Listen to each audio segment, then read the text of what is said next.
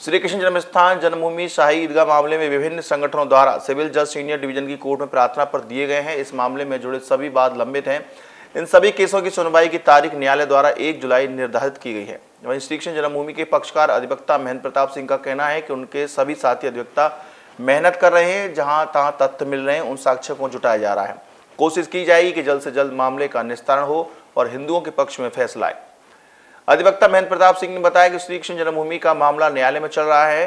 Court commission नियुक्त करने, पुरातत्व विभाग से सर्वे कराने और यथास्थिति के लिए दाखिल सभी प्रार्थना पत्र न्यायालय में विचाराधीन है। उन्होंने एक महत्वपूर्ण प्रार्थना पत्र और लगाया है। उन्होंने कहा कि गर्मियों की छुट्टियों में वहां किसी तरह की कोई फोटो या अन्य कोई गलत गतिविधि ना हो, इसके लिए प्रार्थना पत्र न्यायाधीश के समक्ष प्रस्तुत किया गया। इस मामले की सुनवाई लिए भी कोर्ट ने 1 जुलाई की तारीख दी है। न्यायाधीश ने यह भी आदेश दिए हैं कि 1 जुलाई से प्रतिदिन सुनवाई होगी। इससे जन्मभूमि के मामले का जल्द निस्तारण होगा। अधिवक्ता महेंद्र प्रताप सिंह बताया कि हमने जो रणनीति बनाई है उसमें सभी अधिवक्ता मेहनत कर रहे हैं। जहां से तथ्य जुटाए जा रहे हैं वहां से तथ्य जुटाए जा रहे हैं। सबकी तैयारी है। हम साक्ष्य के साथ कोर्ट के सामने रखेंगे। फोटो और जो प्रपत्र हैं सारी चीजों को कोर्ट के सामने रखा जाएगा। साथ ही कोशिश की जाएगी कि इस मामले को जल्द से जल्द निस्तारित किया जाए। भूमि का मामला इन दिनों गरमाया हुआ है, क्या चल रहा है? 1 जुलाई को सुनवाई हो रही है। देखिए, श्री कृष्ण जन्मभूमि का मामला माननीय न्यायालय में चल रहा है और जितने भी एप्लीकेशंस हम लोगों ने लगाए थे वहाँ पर कोर्ट कमीशन नियुक्त करने के लिए आर्कियोलॉजिकल सर्वे ऑफ इंडिया से सर्वे कराने को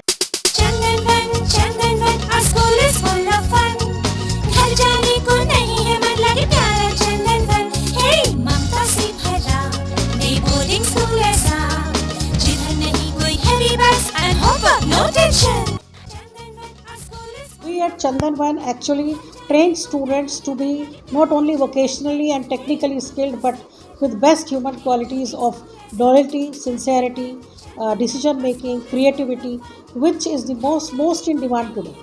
Chandanvan, our school is full of fun. घर जाने को नहीं है मन लगे प्यारा चंदनवन। और यथास्थिति के लिए तो ये सभी प्रार्थना पत्र माननीय न्यायालय में पेंडिंग है।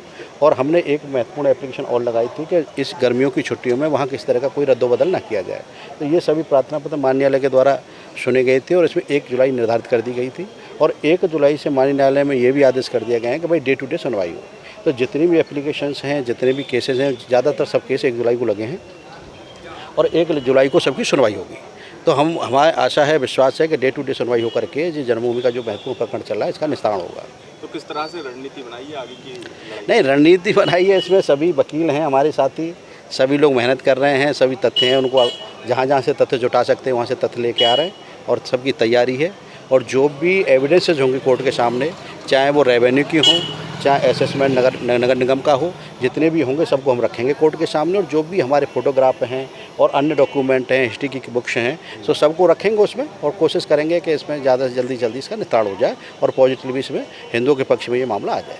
वकील साहब, इस दौरान देखा गया कि आपको धमकियाँ भी मिल रही हैं और आपके द्वारा शिकायत भी की गई है, FIR भी दर्ज हुई है, क्या मामला है? इसमें धमकियां जो मिली हैं, धमकी कुछ लोगों के द्वारा दी गई थी। धमकियों की कोई हमको परवाह नहीं करते, कोई चिंता नहीं करते। अपने सत्य की लड़ाई है हमारी, सत्य की लड़ाई लड़ेंगे।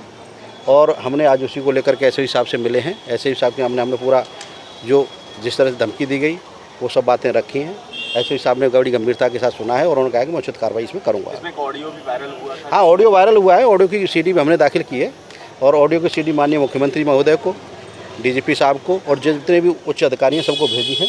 और मुझे आशा है, विश्वास है कि इसमें समुचित सुरक्षा की व्यवस्था भी हमारी की जाएगी और जो दोषी लोग हैं उनके खिलाफ कार्रवाई होगी। लेकिन साहब, अभी तक अगर कार्रवाई की बात की जाए तो क्या कार्रवाई हो पाई है? नहीं, अभी तो थाना मंटोला में एक FIR दर्ज हुई है और FIR दर्ज होने के बाद में अभी पुलिस ऑफिसर क्या एक्शन लेती है अभी वेट करते हैं, देखते हैं क्या पुलिस कार्रवाई करती है। हमारे साथ जुड़े रहने के लिए न्यू न्यूज के YouTube चैनल को सब्सक्राइब कीजिए, साथ ही बेल आइकन को दबाइए न्यू न्यूज की खबरें सबसे पहले देखने के लिए।